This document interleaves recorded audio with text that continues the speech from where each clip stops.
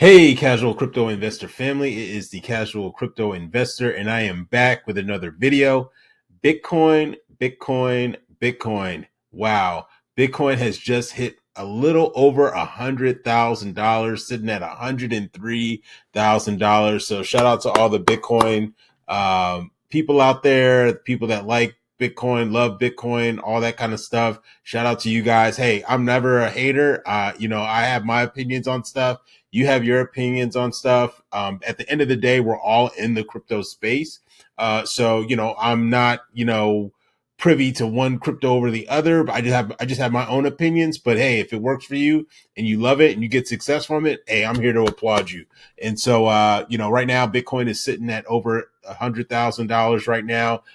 Looks like even Ethereum is having another big run too as well, getting close to $4,000. Seems like Ethereum has also decided to kind of wake up too.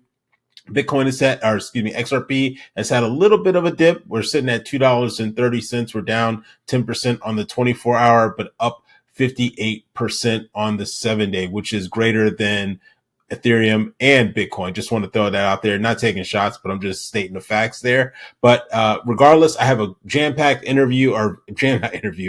jam-packed video for you today. I have a couple of clips that I want to share with you. I really appreciate everyone that's been supporting the channel. It's definitely growing. It's definitely, growing legs, and we're starting to grow as a community. So I'm super, super thankful for that. But let's get into it. Quick shameless plug. Feel free to follow me on my Casual Crypto Investor X account or Twitter account. You can follow me on there. Really appreciate it if you want to stay updated in what's going on with the casual crypto investor community, as well as what's going on in the overall crypto space. Feel free to follow me on there. Sometimes it's easier for me to tweet than it is for me to make a video. So you can definitely do that. All right. So let's get into it. So the first thing is, as I mentioned earlier, I literally did a video on this yesterday talking about, is Bitcoin a Trojan horse? If you haven't seen that video, I highly recommend that you go check it out. This is not me, hating on Bitcoin or anything like that. I'm just asking questions and kind of stating my opinion on it, and why I'm a little bit of skeptic, or kind of a skeptic on Bitcoin. But nevertheless, I thought it was pretty funny. I just did a video on it, and then they had this meme photo of Bitcoin being a Trojan horse, and XRP is really behind, about to attack Bitcoin. Because I definitely think over time, I don't know if XRP is gonna next year or next month or anything like that, but I do think over time XRP will, because of its utility, will surpass Bitcoin. So that's just my theory on that. Let me know in the comments what you think. Am I crazy for talking this way? Let me know what you think about that. Okay. Next up, also too as well, shout out to Crypto Mason. Definitely a big fan of his. He tweeted that South Korea has pledged unlimited liquidity to support markets amidst the declaration of martial law. If you know, you know. XRP. Absolutely. If you already know, Korea is huge on to XRP. They love it from an investment standpoint. They love it for the utility standpoint. And so shout out to Crypto Mason for sharing this, because I definitely think that this is where utility comes into play. This is where actual value comes into play. So I think 2025 is going to be huge. We have obviously a lot of the South Korea, Japan, a lot of those countries are just waiting to onboard XRP. And I literally cannot wait to see what 2025, this time next year, looks like in terms of a price point of where we stand.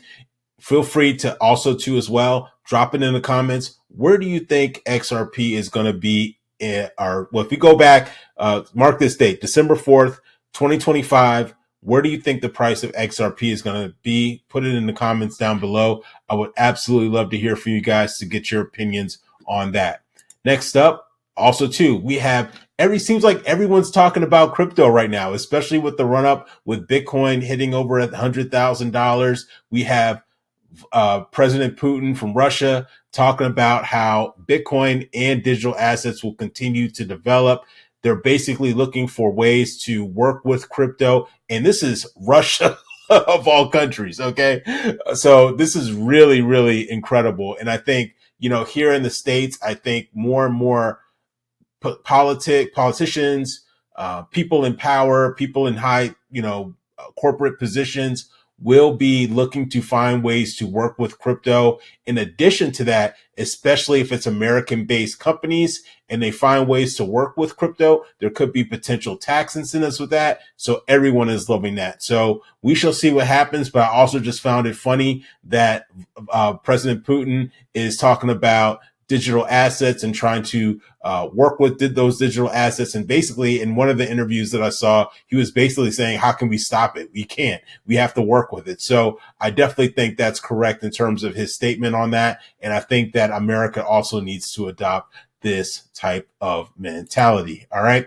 Also, too, as well, Federal Jerome Powell says that Bitcoin is a competitor with gold, not the US dollar. So again, a lot of individuals are coming out saying that, hey, Bitcoin, from what I read through this, right, it's almost saying that, hey, Bitcoin is not necessarily a threat, right? It's not the big kind of boogeyman that we all thought it was going to be. It's basically saying that, hey, it's not hurting our economy or not going to hurt the US dollar, but it's also compared to this particular asset, right? So I think that it's important that we, especially as a person in his position, that, he takes a stance that, hey, Bitcoin is not an enemy. It could maybe be something that we can use or leverage to maybe get us out of debt, or maybe some type of asset that can be used as collateral for either paying for debt or paying for goods or services. So I think that's where finally, people are waking up to this idea and to this concept. Okay. And then next up too, as well, I have a clip for you that I'm going to play. Shout out to Danelle Dixon. She's actually one of the CEOs and executive directors for the Stellar Development Foundation. She was at the Financial Services of GOP. I guess they had like a committee meeting.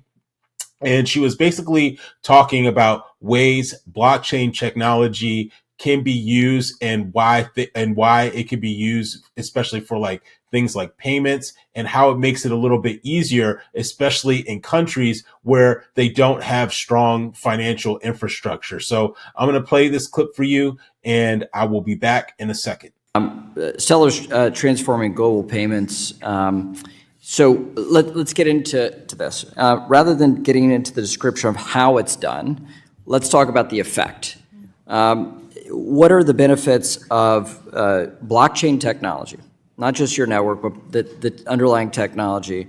What are the most promising innovations? What are the benefits? Yeah, thank you so much for the question, Mr. Chairman. The most important piece here is that we forget that the global majority doesn't have access to the traditional banking infrastructure that we do here in the United States. And when you think about the fact that we would that the highest demand is the US dollar. They want to be able to leverage the US dollar, at least to be able to receive money from diaspora, from the US and from elsewhere. They want to be able to leverage that in a way that's cheap, efficient, and secure. That is what blockchain technology does for them. If you think about, there are several opportunities to discuss like the impact, but we have worked with the UNHCR to be able to deliver aid into countries throughout the world in a very fast and secure manner. Not only did it help the UNHCR from their security standpoint and to deliver aid quickly, it also made it so that it was much more secure for the people on the ground, so they didn't have to hold cash. The end user could receive, the refugee or the internally displaced individual receives the aid and is able to receive it within 3 minutes because of the fact that they can download the app and receive the aid right then and decide, do I want to push it to my bank account? Do I want to cash out in the local currency? How do I want to handle this? That's all done with US dollar stablecoins. And then when you think about, we just recently published a short documentary that talked about how in San Francisco, Colombia, there was an organization that was just starting up and they had to pay their individuals all in cash. And what happened is the CEO of that organization was impacted. He was actually held up because he had so much cash and he was nearly killed. He then started using blockchain technology with all of his workers. And not only did it support the work that they were doing where they were able to receive the digital asset and then cash out at the MoneyGram locations locally, they then went and spent that money in the local stores. We call that the on-chain effect. So it's not just that it's actually leveraging the individuals, it's helping local businesses in areas where they might not have access to this kind of money. Wow, I really love that interview, or that statement that Danelle Dixon was mentioning about how certain countries are that they don't have a strong financial banking infrastructure, and how crypto or the blockchain technology can be used in regards to payments. Obviously, with Stellar, very similar to XRP in terms of dealing with payments, and so I think that this was great to hear. I think it's a step in the right direction. And I'm glad that they're actually having these types of conversations, because I think at some point, we have to integrate, especially when it comes to payments and things of that nature. This is the heartbeat of commerce and the economy. So shout out to Danelle Dixon for sharing that testimony and really explaining to the financial, I believe this is the Financial Services Committee for the GOP, basically showing how XRP, or not XRP, but how blockchain basically can be used for that type of example. Another thing I wanted to also share with you too as well. Shout out to Andre. I think it's Jack. I believe is how you pronounce his last name. Very popular YouTuber. If you haven't checked out his channel, he's very similar. If you've ever seen like Graham Steffens and some of these other kind of financial YouTube gurus, so to speak. But he did a 17-minute video on our favorite cryptocurrency, XRP. I highly recommend that you go check it out. I got a clip for you that I want to share. I'm so glad. I mean, this guy has 2.47 million followers. Okay. I'm sure he probably gets more views than 60 Minutes probably. But I'm glad that he's actually bringing or exposing more people to XRP, because I think people will actually wake up and really see that XRP has real use case and real value. And so I wanted to share this clip with you just in case if you haven't checked it out yourself. I think you did a really good job of just kind of explaining what XRP is, how it can potentially have high price points too as well. And so I wanted to share this content with you. And so I'm going to leave you guys out with this clip. Again, guys, I appreciate every single one of you. If you like this type of content, make sure you like, comment, share, and subscribe. And also too as well, make sure that you click that notification bell so you can stay updated whenever I drop a new video. And I appreciate you guys, and I'll see you all in the next video. Take care. Bye-bye. So here's a breakdown of how XRP could become more valuable. Number one, and this is probably the most important one, compliance with global financial standards. Right now, XRP is one of the few cryptocurrencies that aligns with something called ISO 20022. Now think of this as the language of the banks. If a technology does not speak this language, then it can't be part of the banking system. XRP speaks this language. In fact, Ripple is listed as one of the companies that is in compliance with this. And that makes RippleNet and XRP an attractive option to central banks looking to modernize their systems for the upcoming financial transition. Because by 2025, this ISO 20022 will become a mandatory standard for cross-border payments, meaning every bank will need to speak that language by 2025. And XRP could position itself as a go-to solution for banks that need a compliant, efficient, and scalable digital asset for payments. Now, to be fair though, XRP is not the only cryptocurrency that speaks this language, but it is one of the few, if not the only one, that speaks this language and works really closely with regulators on becoming compliant. And it's this ability to speak the language and compliancy that opens it up to huge opportunities like reason number 2.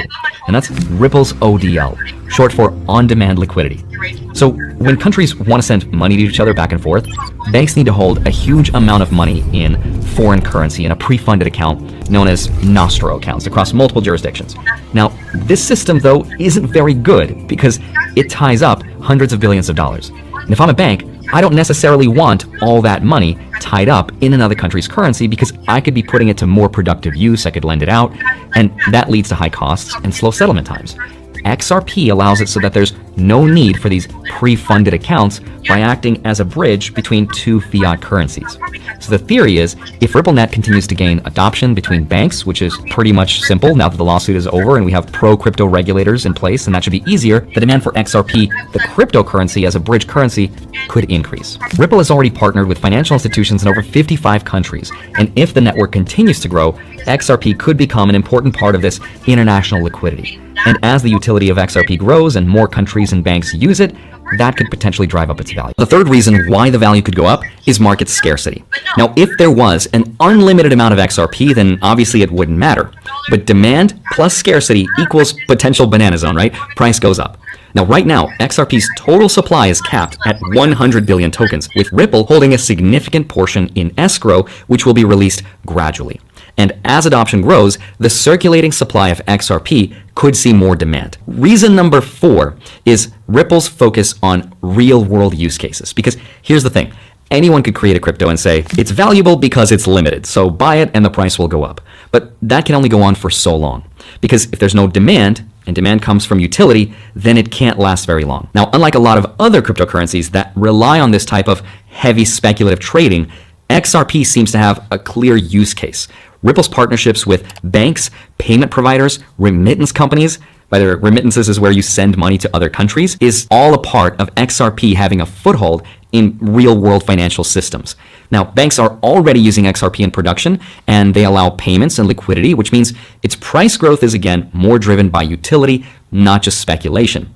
And Ripple's expansion into stablecoins like RLUSD shows that the company is building a real robust ecosystem where XRP and its products can work and integrate together into these bigger use cases, such as, again, remittances, trad finance, even CBDCs, central bank digital currencies. And this could all significantly enhance its adoption and utility. And because Ripple is super strategic with its $75 million donation to pro-crypto lobbying, that means they actually have a real shot of becoming one of the companies whose technology might actually be used for this. And those are just some of the reasons why the price could go up